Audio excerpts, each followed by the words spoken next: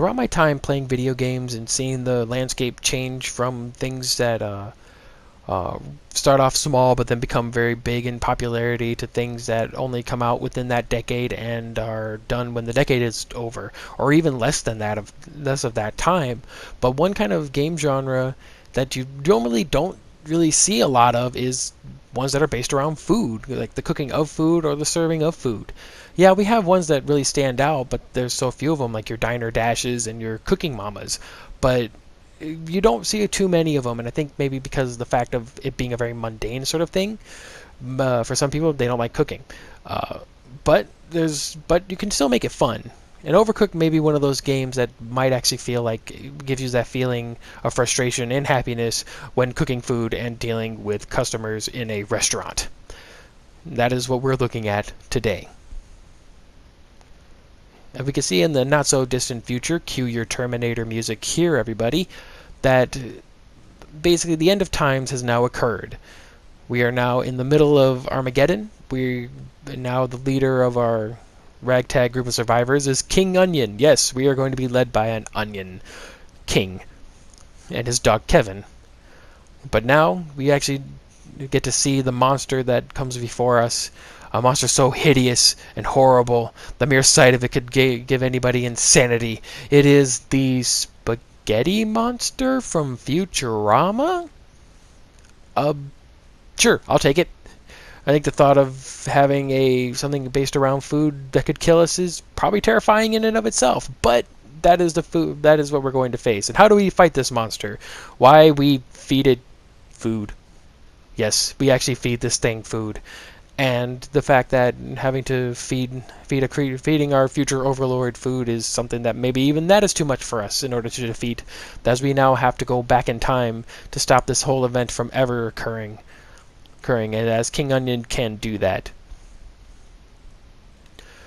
So now we're actually back in the 90s, 1993 I think to be exact. So, and that now we are now going to hone our skills in order to be better capable of facing this sort of creature, in that we can fight off the monster and save our future so that we can eat another day and hopefully not be eaten by spaghetti. So we go through each of the stages, and at the beginning of every stage we pick a character, anything from a cat to a derpy looking guy, and it starts off very simple. We start off by getting our ingredients from a box. Usually that is the main food type that we'll be using within that stage. Each stage will have different types of food, ranging from onions to tomatoes, the vegetables, and even to meats like fish and beef. And when we'll get them constantly from a box. They're completely unlimited, but we also want to cut them up. You cannot just put them into the pot and get them ready to go. You have to cut them up to prepare them. Put them in your pots, your frying pans, your fryers, what have you, that whatever the state is going to provide. And you want to make sure to cook it up the way that they show as instructed, and making sure that it's served onto a plate and served towards the customer. And when it's finished, you also have to, in some stages, have you cleaning up, having to do dishes. These are two things that you have to do as for your two characters. It is 2-player and 4-player co-op for this kind of game, but if you're playing in 1-player, you have 2 chefs that have to do, basically you have to work them in tandem within the rest of each of these stages, and having to make sure to get the most points that you can in each of the stages, ranging to a full scorecard. Now don't forget, you make sure that it is fully cooked, but if it cooks for too long, well, you get the picture right here, that it can range from something very, very horrific, and having a whole kitchen burned down and trying to explain that to your insurance officer is not going to be a lot of fun. But that is the danger in terms of cooking. As you can see, some of the dishes, they started off simple, but they'll become more complicated with more ingredients having to put onto the orders. And even your stages themselves, ranging from shifting tables to even the fact of having to play your best action movie setting and jumping from car to car, trying to cook a food and to serve it into the car. Yes, that is the full extent as to which some of these stages are going to go through, and yes, you will be frustrated. There are some times of playing this game I felt genuinely frustrated. Exactly. It's the fact of having to watch over these two chefs, watching over your food, making sure it doesn't get overcooked and that it doesn't go catch on fire like it did last time. But the overall experience is that you do learn from them. You can learn from the experience and you can become more better equipped in order to do so. But sometimes even the stages feel way too difficult for their own good in having to prepare them and to prepare the food, making sure it goes right. Having to watch after the timer is even another one, so you have to now prioritize a meal over which one gets it and which one doesn't get to have the meal and which do. But you got to remember to make sure that that point value doesn't get deducted because that the food is being taken too long to make. As you know, it almost feels like you do have to be perfect about it. And yes, even the stages go from even simple stuff like going from one kitchen to a food truck to even walking on a piece of ice of an icicle landscape is something even perfect. Making fish and chips is kind of an enjoyable experience, even a silly one. And I'm glad that it shows that you don't need to take something like it very seriously. It can be a very fun and enjoyable kind of game, even to the point of being very silly. And you don't always have to take things too seriously. And we can even show from this is how much these people that made this game and how much attention they put into it as to what it takes to make a food. And then the stages, they'll always get bigger. They're going to get bigger on you, and they will get more and more elaborate in some things. Even punishing a player if you fell off a stage and by making you lose your player for the moment. Even having to work together in such a way, as you can see from this, is that you'd have to work together in such a way that it all works right and it doesn't go bad on you.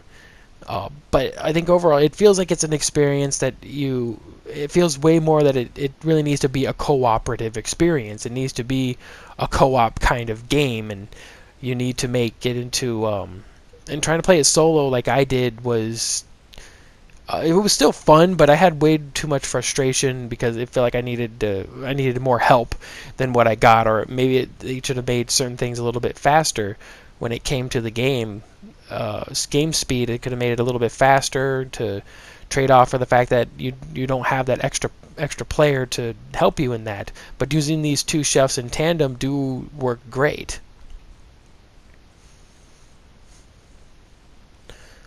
But you can tell that it's like, and then even other like little environmental things, like it is just like trying to get away from rats. It could be even more frustrating, but it helps you think. It helps you think, well, how do I fix this problem? How does this work, and how do I make sure that it doesn't go bad on us like it did last time? And I could also tell you, it also is a very enjoyable experience slapping a rat and having to pick up that food. And I don't think it's like, that's another one I'm like, I don't feel like this is one of those things that you want to tell the people where you got it. Ratatouille, it isn't. But overall, if I'd have to say if it does anything, it actually does a good capture of the rush of the preparation, even the frustration of maybe working in a restaurant and having to prepare food for customers and giving them exactly what they want, but making sure it is done in a timely manner. It definitely captures that. It captures it, and it tries to make it feel like it's not so like it's not as bad as it is, but it definitely gets really bad when a lunch rush comes in and having to deal with very sometimes maybe irate customers. But you don't get to feel that from here. You don't hear people getting mad. You just see a timer going from green to yellow to orange to red, showing how good or bad you've done.